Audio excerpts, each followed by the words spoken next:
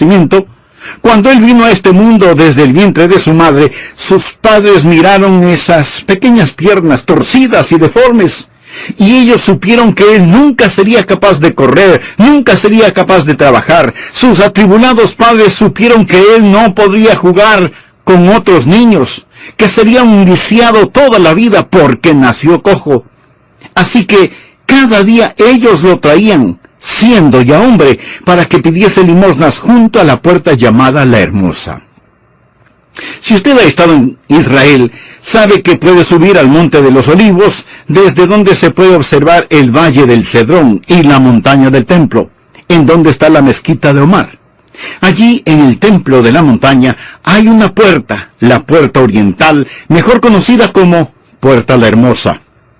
Josefo, que fue un historiador judío, escribió acerca de esta puerta y dice que fue hecha de bronce de Corinto, pero superpuesta con paneles de plata y oro. Y cuando el sol salía por sobre el Monte de los Olivos e iluminaba hacia el templo de la montaña, tocando con sus rayos la puerta, el espectáculo era absolutamente deslumbrante. Por eso la puerta era llamada La Hermosa.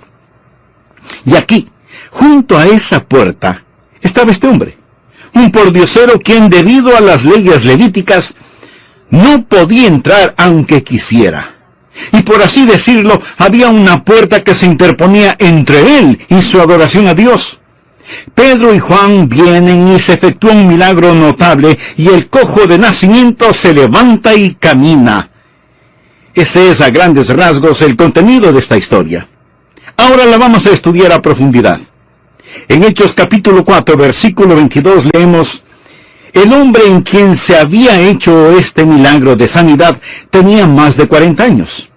Este es un versículo interesante porque la palabra milagro utilizada aquí es una palabra que significa una señal milagrosa, no simplemente un milagro, sino una señal milagrosa, un milagro especial, un milagro que tiene simbolismo, un milagro con un mensaje.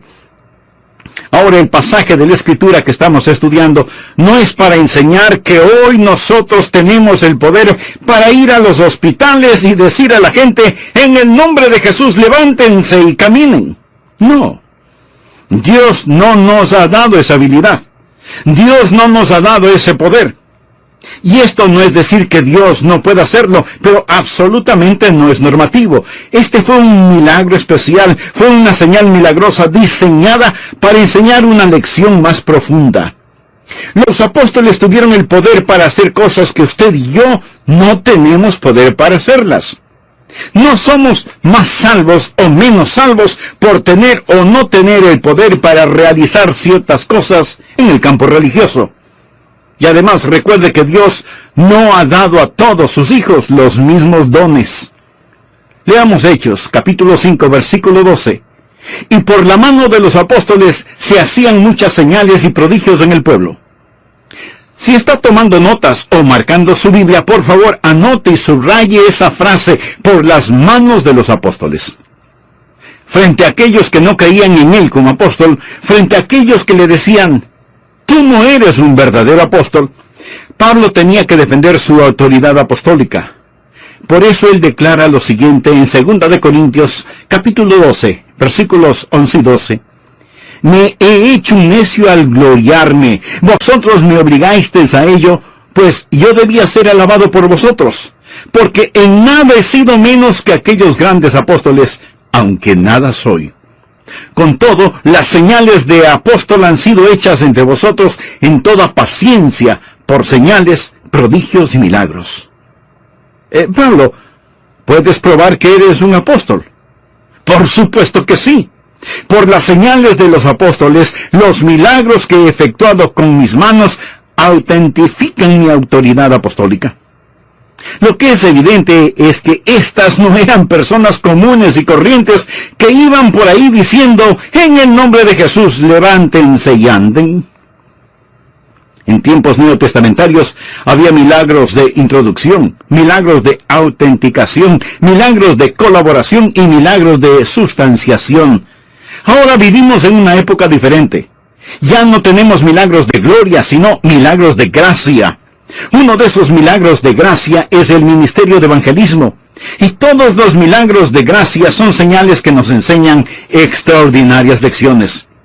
Por ejemplo, cuando Jesús abrió los ojos de los ciegos, ¿es eso lo que Él vino a hacer? No.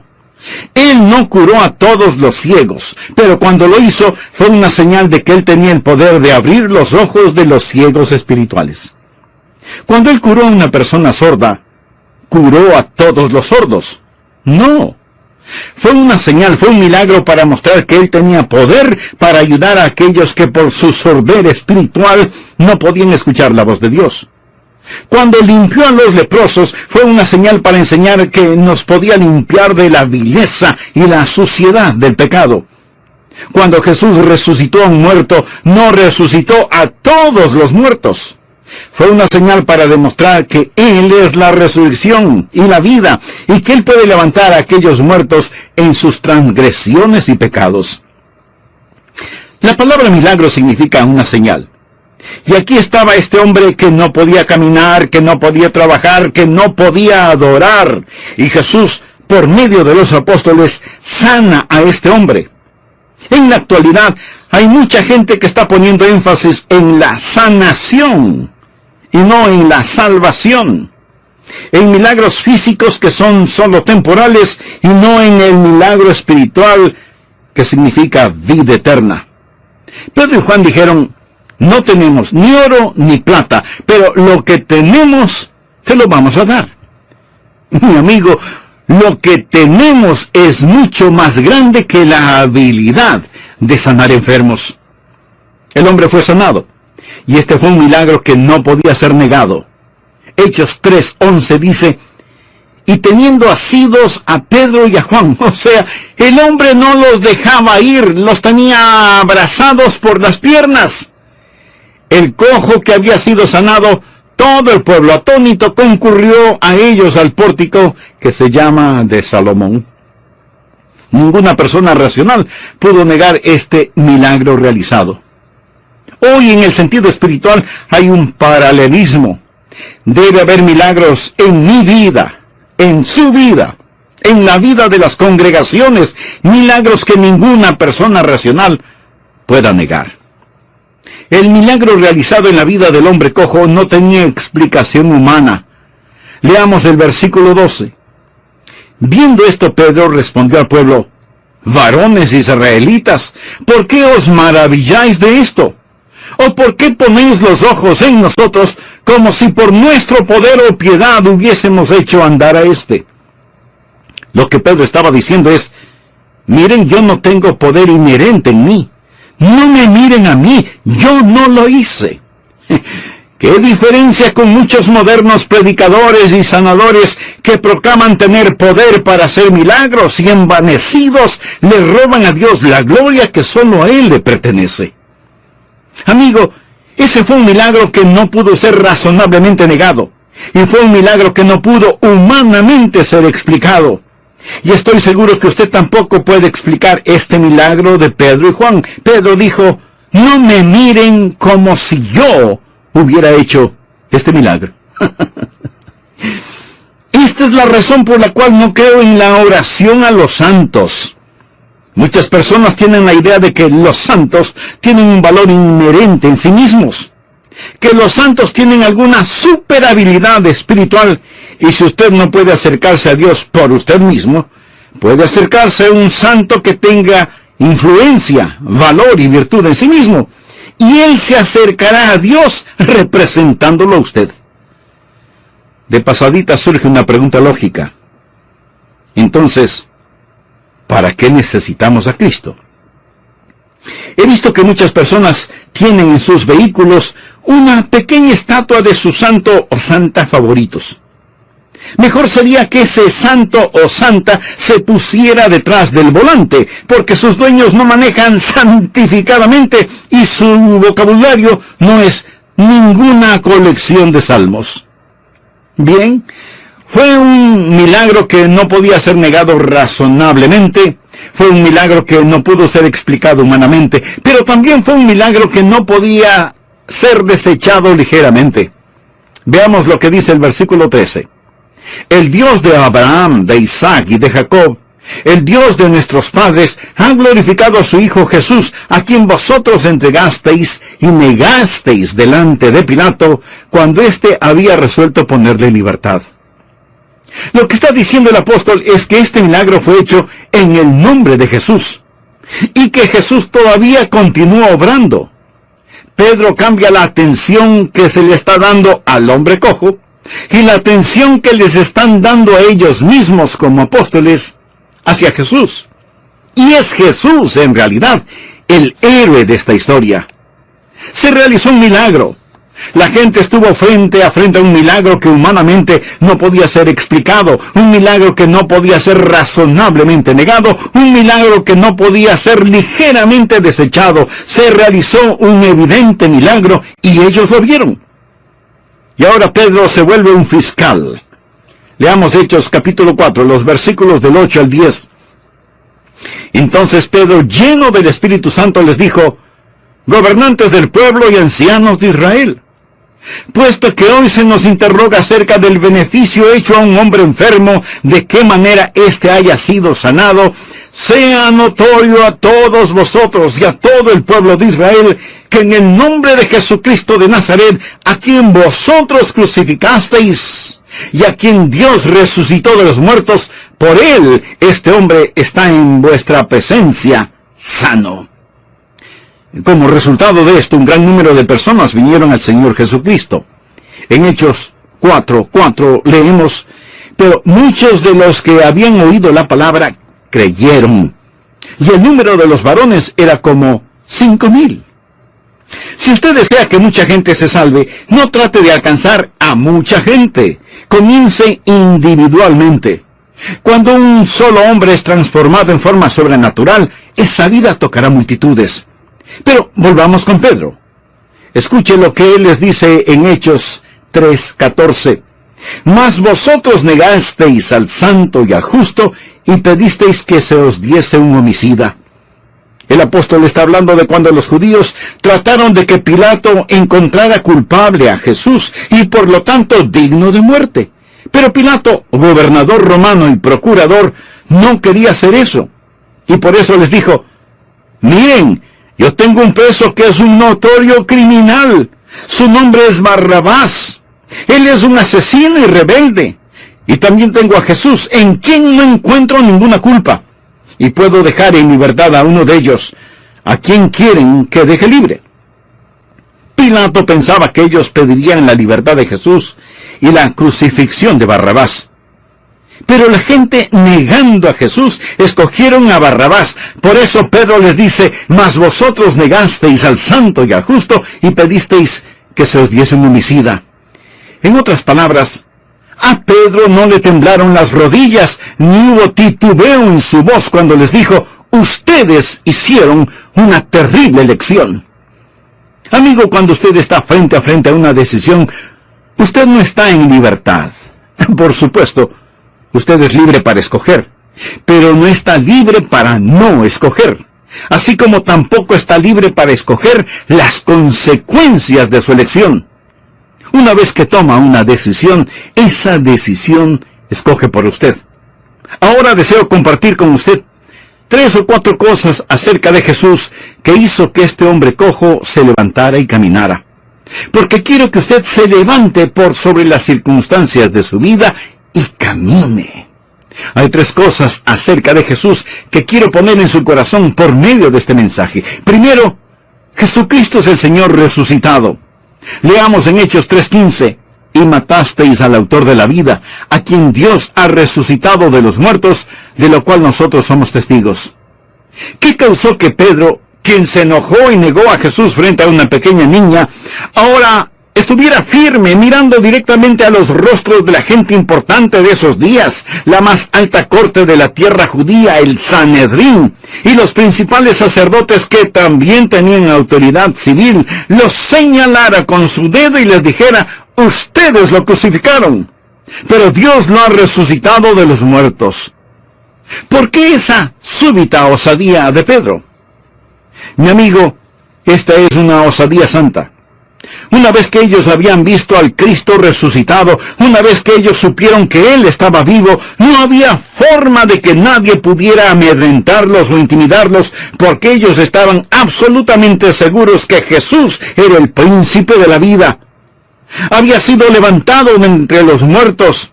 Y si tenemos a un Salvador vivo, entonces, ¿de qué debemos temer? Escúcheme. Los apóstoles no estaban predicando hechos acerca de un Cristo muerto. Esa es la única manera de explicar la osadía que demostraron. ¿Cómo se puede explicar la iglesia neotestamentaria? ¿Cómo se explica el hecho de que Pedro, cuando lo tomaron prisionero y lo iban a crucificar, y si la tradición es cierta, como creo que lo es, Pedro pidiera que lo crucificaran cabeza abajo, porque, según Pedro, no era digno de ser crucificado de la misma manera en que Cristo fue crucificado? ¿De dónde sacó esa valentía, esa osadía? Él no tuvo temor a la muerte. Por supuesto que él no quería ser crucificado, pero él no temía a la muerte porque él sabía que su Salvador estaba vivo. Usted no puede negar la resurrección. Usted no puede ni siquiera intentar explicar que no hubo resurrección. La historia nos dice que estos primeros apóstoles pagaron con su vida la fe que profesaron. Permítame repetir lo que he dicho más de una vez. Los hombres pueden vivir con una mentira y por una mentira. Pero ningún hombre muere voluntariamente por una mentira sabiendo que es una mentira. Los hipócritas y los mártires no están hechos del mismo material. Este es el Cristo resucitado, es el Señor resucitado. Y quiero decirle que si el diablo lo tiene a usted inmovilizado, en el nombre del Señor resucitado, le digo, levántese y camine. Segundo, Jesucristo es el Señor residente.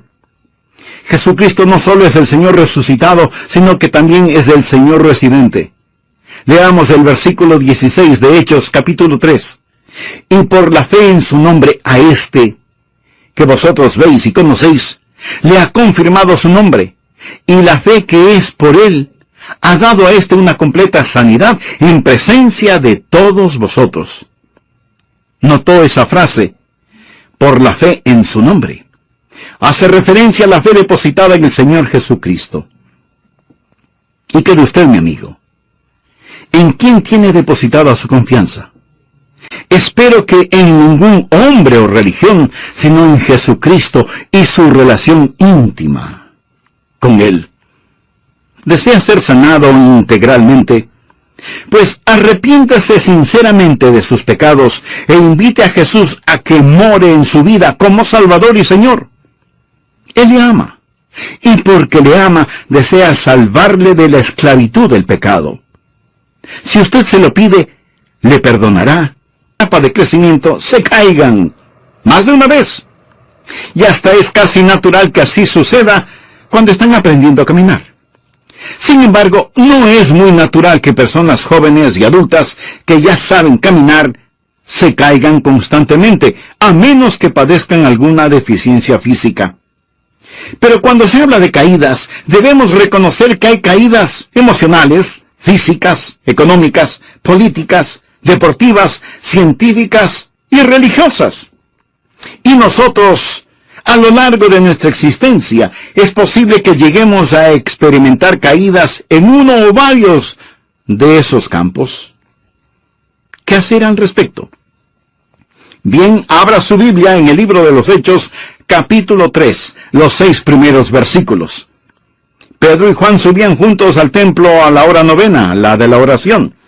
Y era traído un hombre cojo de nacimiento a quien ponían cada día a la puerta del templo, que se llama La Hermosa, para que pidiese limosna de los que entraban en el templo. Este, cuando vio a Pedro y a Juan que iban a entrar en el templo, les rogaba que le diesen limosna. Pedro, con Juan, fijando en él sus ojos, le dijo, míranos. Entonces, él les estuvo atento, esperando recibir de ellos algo. Mas Pedro dijo, no tengo plata, ni oro, pero lo que tengo te doy. En el nombre de Jesucristo de Nazaret, levántate y anda. Ahora el trasfondo de esta historia es el siguiente. Había un hombre cojo de nacimiento que todos los días era traído por sus padres y dejado en ese lugar para que pidiese limosnas. Cuando él nació, sus padres descubrieron con enorme pena y alarma que nació con sus piernas torcidas y deformes. Él no se dio cuenta de su triste realidad, sino hasta cuando durante sus años infantiles vio que sus piernas no eran como las de los demás niños. Por más que trataba, no podía correr. Nunca pudo jugar con los otros niños. Era un cojo, era un lisiado, y así quedaría toda la vida. Por eso ahora, aunque ya era un hombre, sus padres tenían que traerle a este lugar para que apelara a la caridad y misericordia de quienes venían al templo. Y siempre estuvo en ese mismo lugar, junto a la puerta conocida como la Hermosa. He tenido la bendición de estar varias veces en Israel, y en Jerusalén uno puede subir al Monte de los Olivos, desde donde se puede observar el Valle del Cedrón y la montaña del Templo, en donde está la mezquita de Omar. Allí en el templo de la montaña hay una puerta, la puerta oriental, mejor conocida como Puerta la Hermosa. Interesante nombre, ¿no le parece? ¿Por qué se llama así esa puerta? Josefo, quien fue un gran historiador judío, escribió acerca de esa puerta, lo cual indica claramente que era una puerta importante. Josefo dice que fue hecha de bronce de Corinto, que tenía fama de ser un bronce de magnífica calidad, y que tenía paneles de plata y oro superpuestos. Ahora, cuando el sol salía por sobre el Monte de los Olivos e iluminaba hacia el templo de la montaña, bañaba con sus rayos. Debido a las leyes levíticas, no podía entrar ni arrastrándose aunque quisiera. Y no solo simbólicamente, sino que como dura realidad, había una puerta que se interponía entre él y su adoración a Dios. Pedro y Juan vienen a la hora de la oración. Se entabla un breve diálogo entre ellos y el mendigo. Se realiza un milagro en presencia de un sinnúmero de personas y el cojo de nacimiento se levanta y camina. Ese es a grandes rasgos el contenido del relato bíblico. Ahora lo vamos a estudiar detalladamente. En Hechos capítulo 4, versículo 22 leemos: el hombre en quien se había hecho este milagro de sanidad tenía más de 40 años. Este es un versículo interesante porque la palabra milagro utilizada aquí es una palabra que significa una señal milagrosa. No simplemente un milagro, sino una señal milagrosa. O sea, este fue un milagro especial, un milagro que tiene simbolismo. En otras palabras, fue un milagro con un mensaje. Y aquí está este hombre que no podía caminar, que no podía trabajar, que no podía entrar y adorar a Dios. Y Jesús, por medio de los apóstoles, sana a este hombre. Note que Pedro y Juan no le dijeron al pordiosero: míranos, solo ten fe y nosotros te vamos a sanar. ¿Qué le dijeron? Míranos. No tenemos plata ni oro, pero lo que tenemos te damos. En el nombre de Jesucristo de Nazaret, levántate y anda. En la actualidad hay mucha gente que está poniendo énfasis en los milagros de sanación antes que en el milagro de la salvación. Y aún entre gente que se considera a sí misma muy religiosa, las estadísticas muestran que prefieren estar sanas en primer lugar y salvas en segundo lugar. El milagro realizado en el hombre cojo fue un milagro que no pudo ser negado razonablemente. Fue un milagro que no pudo ser explicado humanamente, pero también fue un milagro que no pudo ser desechado ligeramente. Veamos lo que dice el versículo 13 de Hechos 3. El Dios de Abraham, de Isaac y de Jacob, el Dios de vuestros padres, han glorificado a su Hijo Jesús, a quien vosotros entregasteis y negasteis delante de Pilato, cuando éste había resuelto ponerle en libertad. Lo que está diciendo el apóstol es que este milagro fue hecho en el nombre de Jesús, y que Jesús todavía continúa obrando. Pedro cambia la atención que se le está dando al hombre cojo y la atención que les están dando a ellos mismos hacia Jesús. Y es Jesús, en realidad, el héroe de esta historia, no los apóstoles ni el hombre cojo, aunque haya sido sanado. Como resultado de esto, un gran número de personas vinieron al Señor Jesucristo. En Hechos 4:4 leemos: pero muchos de los que habían oído la palabra creyeron, y el número de los varones era como 5,000. Si usted desea que mucha gente se salve, no trate de alcanzar a todo el mundo de una sola vez. Comience individualmente, uno a uno. Porque cuando una sola persona es transformada en forma sobrenatural, esa vida se multiplicará exponencialmente, alcanzando multitudes. Hay 3 cosas acerca de Jesús que quiero poner en su corazón por medio de este mensaje. Primero, Jesucristo es el Señor resucitado. Hechos 3:15 dice: y matasteis al autor de la vida, a quien Dios ha resucitado de los muertos, de lo cual nosotros somos testigos.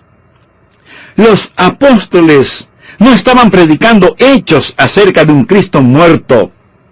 Esa es la única manera de explicar la osadía que mostraron al predicar el Evangelio después de la resurrección del Señor. La historia nos dice que estos primeros apóstoles pagaron con su vida la fe que profesaron.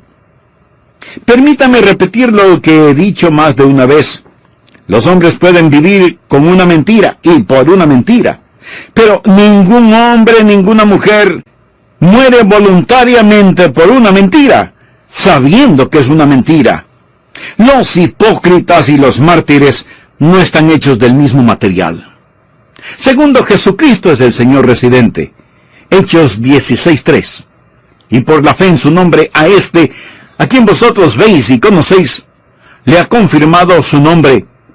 Y la fe que es por él ha dado a este una completa sanidad en presencia de todos vosotros. ¿Notó esa frase? Y por la fe en su nombre. Hace referencia a la fe depositada en el Señor Jesucristo. El Evangelio de Lucas narra todo lo que Jesús comenzó a hacer y enseñar. En el libro de los Hechos vemos todo lo que Jesús continuó haciendo y enseñando. Y Pedro recalca que él dijo: en el nombre de Jesús, levántate y anda. No lo hicieron ellos, los apóstoles. Lo hizo Jesucristo por medio de ellos. Y cuando el apóstol dijo, en el nombre de Jesús, estaba haciendo referencia a la naturaleza santa de Jesús en ellos. Lo sentían como su contemporáneo. Vamos nuevamente al capítulo 4. Recuerde que Pedro ahora no está en calidad de acusado, sino más bien como fiscal, como acusador. Y él dice en los versículos del 10 al 12, sea notorio a todos vosotros y a todo el pueblo de Israel, que en el nombre de Jesucristo de Nazaret, a quien vosotros crucificasteis, y a quien Dios resucitó de los muertos, por él este hombre está en vuestra presencia sano. Este Jesús es la piedra reprobada por vosotros los edificadores, la cual ha venido a ser cabeza del ángulo. Y en ningún otro hay salvación, porque no hay otro nombre bajo el cielo dado a los hombres en que podamos ser salvos. Hay algo muy interesante en el versículo 11. Este Jesús es la piedra reprobada por vosotros los edificadores, la cual ha venido a ser cabeza del ángulo. Hay una historia que nos ha llegado a través de los tiempos. Se dice que cuando se estaba construyendo el templo de Salomón, querían que se construyera sin el ruido del golpetear de los martillos y de los cinceles. Por eso enviaron las medidas y especificaciones exactas de cada piedra hasta la cantera. Las piedras fueron cortadas y pulidas en la cantera y traídas hasta el lugar señalado, en donde los obreros construían el magnífico templo. En medio de todas las piedras, había una piedra de...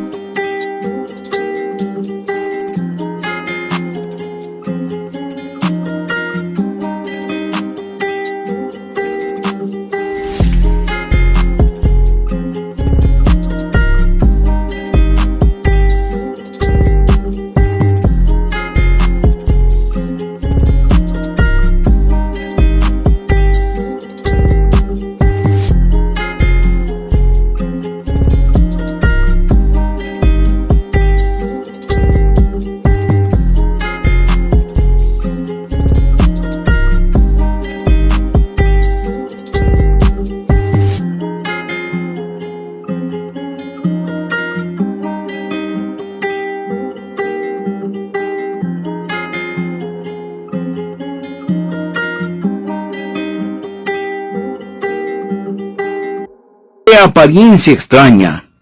Nadie sabía para qué era o dónde calzaba, y los obreros se tropezaban en ella. Estaba allí, y era un tropezadero para todos, hasta que finalmente el encargado de la construcción dijo: «A ver, muchachos, quiten esa piedra del camino». Movieron esa piedra hasta el filo de la montaña del templo, y la empujaron, y la piedra rodó, rodó y rodó. Nuestros registros dicen que la piedra angular ya fue enviada. ¿Dónde estaba la piedra angular? Estaba allá abajo, en el valle. De eso está hablando este versículo. La piedra reprobada por vosotros los edificadores, la cual ha venido a ser cabeza del ángulo. Pedro les está diciendo: esa piedra que ustedes rechazaron es Jesucristo, la piedra viva. Él es el que ha sanado a este hombre. Él es el Señor resucitado. Jesucristo es el Señor que reside, y deseo que usted sepa que el Jesús que vive quiere vivir en usted. Oh, si solo pudiéramos entender eso en nuestros corazones. Amigo, no estamos hablando simplemente acerca de alguien. Jesús está vivo. Jesús está vivo, y espero que lo entienda. Tercero, Jesucristo es el Señor Redentor. Hechos 3:17. Mas ahora, hermanos, sé que por ignorancia lo habéis hecho, como también vuestros gobernantes. Esa es la razón por la que Jesús oró: Padre, perdónales, porque no saben lo que hacen. Pero ahora, notemos los versículos 18 y 19. Pero Dios ha cumplido así lo que había antes anunciado por boca de todos sus profetas, que su Cristo había de padecer. Así que arrepentíos y convertíos, para que sean borrados vuestros pecados, para que vengan de la presencia del Señor tiempos de refrigerio. El milagro del hombre cojo solo fue una plataforma para predicar la salvación, para predicar la conversión. Es algo increíble. Aquí donde el hombre gobierna en maldad, Dios sobrepone su gobierno, y dice que lo que sus profetas habían anunciado en relación con los sufrimientos de Cristo se había cumplido, y que la maldad del hombre y la justicia de Dios se unieron en la crucifixión y resurrección del Señor Jesucristo. Y les dice que necesitan convertirse, necesitan cambiar, necesitan ser salvos. ¿Qué es lo que deben hacer para eso? Deben arrepentirse y convertirse. Amigo, ¿usted se ha arrepentido? Si su respuesta es no, entonces usted está perdido. En Lucas 13:3, Jesús dijo: antes, si no os arrepentís, todos pereceréis igualmente. Nadie se ha...